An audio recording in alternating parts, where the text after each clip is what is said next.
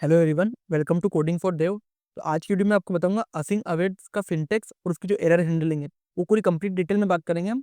कैसे काम करता है, कैसे हम उसका यूज़ करते हैं। तो वीडियो को एंड तक जरूर देखना। सबसे पहले बात करते हैं what if async await. Okay, तो असिंक अवेट क्या है? एक सिंटैक्टिक शुगर ओवर प्रोमिसेस है। मतलब जो हम यूज़ करते हैं हमारा प्रोमिसेस, उसका एक तरीके से वर्जन बोल सकते हो, एडवांस उसके लिए यूज़ करता है। ये क्या में आया था? ये हमारे जो एकमा स्क्रिप्ट कोड जो है स्टैंडर्ड, उसमें 2017 में इंट्रोड्यूस किया गया था। Did allow you to write a synchronous code that look and behave like a synchronous code. एक सिंक्रोनस कोड हम ऐसा लिखेंगे जो बिहेव करेगा as a synchronous code. Okay, ये क्या करेगा? हमारे कोड को रीडेबल करेगा और इजियर टू मैनेज करेगा। ओके, इसको कैसे डिक्लेयर करते हैं हम? इसको हम डिक्लेयर करते हैं असिंक कीवर्ड्स। ओके, और आपको कोई फंक्शन डिक्लेयर करना है असिंक्रोनस है, तो सबसे पहले फंक्शन के आगे हमको क्या लिखना पड़ेगा? असिंक लिखना पड़ेगा। वो always return a promise even if the return a plain text और वैल्यू। ओके, कुछ भी रिटर्न करेगा, हमें एक वैल्यू रिटर्न करनी पड़ेगी। प्लेन टेक्स्ट हो, कुछ भी हो, वो एक वैल्यू रिटर्न करेगा। ओके, तो ये इसका एक सिंटेक्स होता है असिंक कीवर्ड का। तो इसमें जैसे अगर मैं सामने फंक्शन है तो उसमें असिंक लगाया मैंने, फंक्शन ग्रीट रिटर्न हेलो। तो अगर मैं ग्रीट करूंगा तो हेलो प्रिंट करेगा। ओके, अब बात करते हैं अवेट की।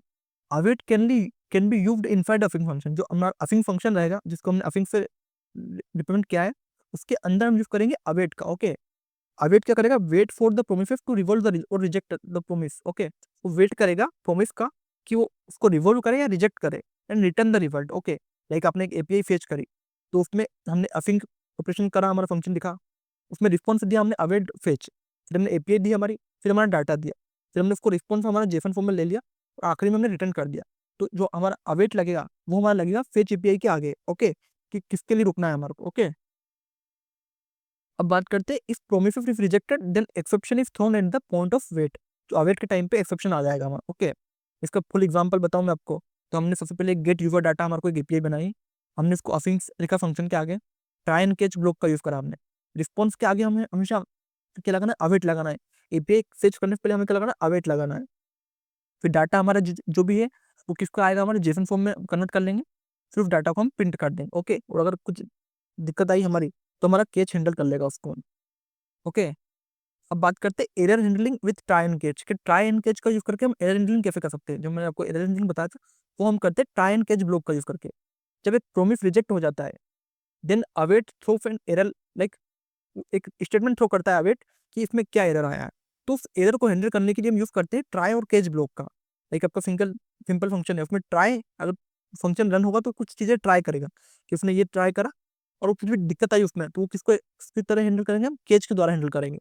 तो केच एक एरर उसमें फिर देता है एफ पैरामीटर, और वो एरर क्या शो करेगा? उसका जो भी एरर आया है उसमें वो शो करेगा। ओके, अब बात करते हैं, हम कंपेयर करते हैं प्रोमिसेस और अफिंग का वेट को। जो फिनटेक वाले दोनों की बात करें तो इसमें देन और केच का यूज होता है हमारे प्रोमिसेस में।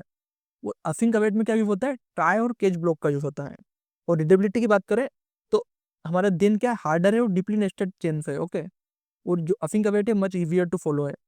और एरर हैंडलिंग की बात करें तो इसमें एरर हैंडलिंग होती है हमारी कैच ब्लॉक से। ओके, और इसमें हमारी होती है ट्राई एंड कैच, दोनों ब्लॉक से। और रिटर्न वैल्यू की बात करें तो इसमें हमारा प्रोमिस के साथ रेप होके आता है, ये भी हमारा प्रोमिस के साथ रेप होके आता है। तो अधिकतर हम दोनों का यूज करते हैं, हम कंडीशन को देख के डिपेंड करता है वो। अब रिटर्निंग मल्टीपल अवेट्स, आप मल्टीपल अवेट्स भी लगा सकते हो उसमें, ठीक है। लेकिन इसमें ऐसा है कि this will run frequently to run the parallel. मतलब ये इसका जो हमेशा होता है प्रोमिस, वो फ्रिक्वेंशली होता है। ओके, लेकिन इसमें आप मल्टीपल वैल्यू लगा सकते हो। ओके, उसको एरर को रिजोल्व करने के लिए। अब अगर पिट फॉल्स बताया मैं आपको, तो await block within async function. जो अवेट है वो अफिंग फंक्शन को ब्लॉक करता है, और जो प्रोविजर डॉट ऑल है उसको पैरेललिज्म चाहिए, वो सभी को पैरेलली रन करता है। और don't use await at the top level. Top level पे हमेशा कभी भी हमें अवेट का यूज नहीं करना चाहिए, क्योंकि जो सपोर्ट देता है, इन्वायरमेंट देता है मॉडर्न ब्राउजर और नोड का, वो टॉप लेवल पे अवेट को सपोर्ट नहीं करता। ओके, तो जो बेस्ट प्रैक्टिस क्या है कि always rape await calf in try and catch block. जो अवेट ब्लॉक रहते हैं उनको ट्राई एंड कैच ब्लॉक के अंदर रखो, और use async await for sequential flow logic. जो सीक्वेंशियल फ्लो लॉजिक के लिए हम असिंक अवेट का यूज करते हैं। ओके, और use promises dot all with await for concurrent execution, कि आपको कोई पर्टिकुलर सीक्वेंस में आपको चीजें लगानी है तो आप उसका यूज करो। ओके, और never await inside a loop. एक लूप के अंदर कभी अवेट मत लगाओ। इंस्टेड ऑफ ग्रेटर प्रोमिसेस, उसी जगह आप प्रोमिस लगा सकते हो।